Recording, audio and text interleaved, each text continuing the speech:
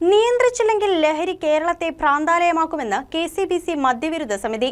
KCBC മദ്യവിരുദ്ധ സമിതിയുടെ നേതൃത്വത്തിൽ കോതമംഗലത്ത് മദ്യവിരുദ്ധ ജ്വാലാ സമ്മേളനം സംഘടിപ്പിച്ചു. ശക്തമായ നിയമം കൊണ്ട് ലഹരി നിയന്ത്രിക്കാൻ സർക്കാർ തയ്യാറായില്ലെങ്കിൽ കേരളം ലഹരി അടിമകൾ വാഴുന്ന ഭ്രാന്താലയമായി മാറുമെന്ന് കോതമംഗലത്ത് നടത്തിയ മദ്യവിരുദ്ധ ജ്വാലാ സമ്മേളനം ഓർമ്മിപ്പിച്ചു. കെസിബിസി മദ്യവിരുദ്ധ സമിതിയും കേരള മദ്യവിരുദ്ധ ഏകോപന സമിതിയും ഗ്രീൻ വിഷൻ കേരളയും സംയുക്തമായാണ് ലഹരിവിരുദ്ധ ജ്വാല സംഘടിപ്പിച്ചത്. സംസ്ഥാന മദ്യവിരുദ്ധ ഏകോപന സമിതി സെക്രട്ടറിയും കെസിബിസി മദ്യവിരുദ്ധ സമിതി സംസ്ഥാന മധ്യമേഖലാ പ്രസിഡന്റായ ജെയിംസ് കോറമ്പേൽ ലഹരിവിരുദ്ധ ജ്വാല ഉദ്ഘാടനം ചെയ്തു. കേരളത്തിൽ 64 ലഹരി കൊലപാതകങ്ങൾ നടന്നു.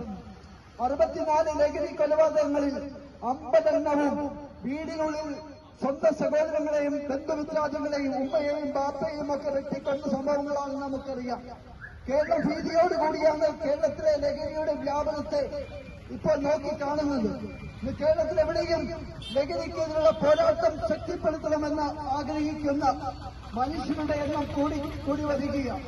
നമുക്കറിയാം, കേരളത്തിന്റെ മണ്ണ് വേദനയോടെ കണ്ണീരോടെ കേരളത്തിലെ അമ്മമാരും അച്ഛന്മാരും ഒക്കെ ഭയത്തോടു കൂടിയാണ് വീടുകളിൽ കഴിയുന്നത്. പോലീസ് ഉദ്യോഗസ്ഥന്മാർ കേരളത്തിൽ ആക്രമിക്കപ്പെടുന്നു. ഡിവൈഎസ്പി അടക്കമുള്ള ഉദ്യോഗസ്ഥന്മാർക്ക് ലഹരി മാഫിയെ കീഴടക്കാൻ കഴിയാത്ത വിധം കേരളത്തിൽ പോലീസുകാർ ആക്രമിക്കപ്പെടുന്നു.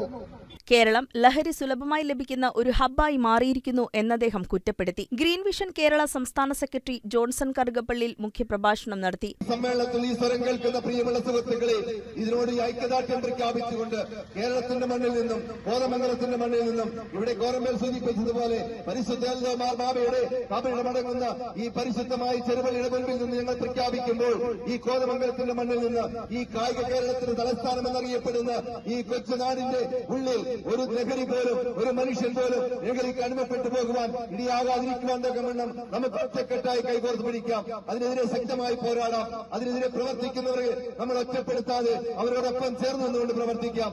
ലഹരി എന്ന് പറയുന്നത് വലിയൊരു മാർഗമായി മാറിയിരിക്കുക. കേരളം ലഹരിയുടെ ഹബ്ബായി മാറിയിരിക്കുന്നുവെന്നും ഇതിനെതിരെ സമൂഹ മനസാക്ഷി ഉണർന്നു പ്രവർത്തിക്കേണ്ട സമയം അതിക്രമിച്ചിരിക്കുകയാണെന്നും അദ്ദേഹം പറഞ്ഞു. പ്രശസ്ത മജീഷ്യൻ ജോയ്സ് മുക്കുടം മാജിക് ഷോയിലൂടെ ലഹരിക്കെതിരെ ബോധവൽക്കരണം നടത്തി.